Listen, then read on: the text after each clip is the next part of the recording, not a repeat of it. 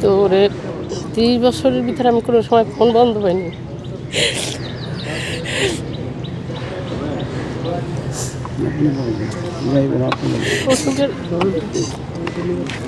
অসুস্থ হওয়ার সময় আমি ওকে খুঁজছিলাম, খুঁজতে পাই না পরে পাইছি।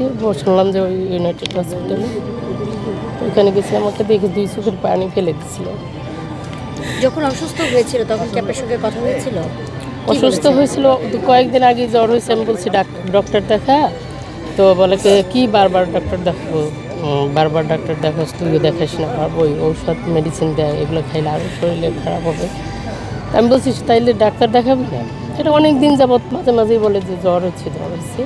আমি এটা বলছি, বলার পরে ও এরকম বলছে না ডাক্তার কাছে যাবো।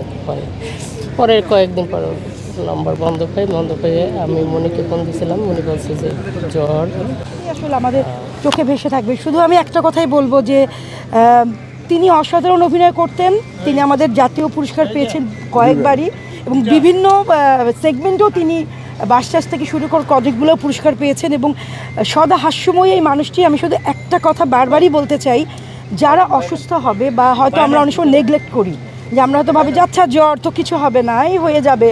আসলে এই জিনিসগুলো আসলে উচিত না। হয়তো আমার মনে হচ্ছে সব শুনে, কালকে আসলে আমি গিয়েছিলাম পিজি হসপিটালে। আমি যখন মনির সাথে কথা বললাম তখন আমি 10:30টায় গেলাম, আমি 3টা পর্যন্ত ছিলাম, প্রায় 4.5-5 ঘন্টার মতো আমি হসপিটালে ছিলাম ওদের সাথে। তা আমার আসলে মনিকে দেখে খুবই কষ্ট লেগেছে, কারণ তার কথায় সবসময় থাকতো আমার মনির কী হবে। এবং তিনি আরেকজনের কথা বারবার বলতেন, সেটা হচ্ছে রিপন, মানে তার মেয়ের হাজব্যান্ড। এই কথাটা, এই দুজনের কথা এত শুনতাম আমি, মানে আমরা হয়তো দেখিনি কখনো, বাট শুনতে অভ্যস্ত হয়ে গেছি এই মানুষগুলোর কথা। তা আমার কাছে মনে হয় যে ফ্যামিলি আসলে এই যে নেগলেক্ট করি আমরা, যে অসুস্থ হলে যাই না, এটাই আসলে কিন্তু আজকের এই কারণ, যে তার যে সব কিছু ড্যামেজ হয়েছে, ফুসফুস, হার্ট, ব্রেন। আমি কালকে ডক্টরের সাথে অনেকক্ষণ কথা বলেছি। তিনি বলেছেন যে অনেক পরে তাকে আনা হয়েছে, মানে তখন অলরেডি সব শেষ। এবং জ্বর, কাশি, আমি সবাইকে বলবো যারা আছেন, ভাই জীবন একটা, আমরা আসলে বাঁচতে চাই এত সুন্দর এই পৃথিবীতে।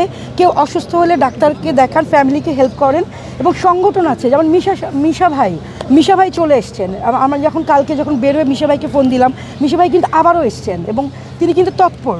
তো একটু যদি সংগঠনগুলো জানতো তাহলে হয়তো আরও আগেই অনেক কিছু করতে পারতো।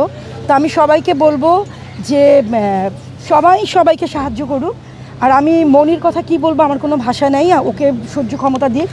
রিপন ভাই আছেন, উনি হলো গিয়ে যেহেতু হ্যাঁ, আমি যাদেরকে দেখেছি আর কি, যাদের নাম শুনেছি তাদের কথা বলছি। তো এরা দুজন আসলে আমার কাছে মনে হয়েছে, আমি অঞ্জনা আপুর মুখে অনেক শুনেছি, তাদেরকে শক্তি দিক, আমি এটাই বলবো।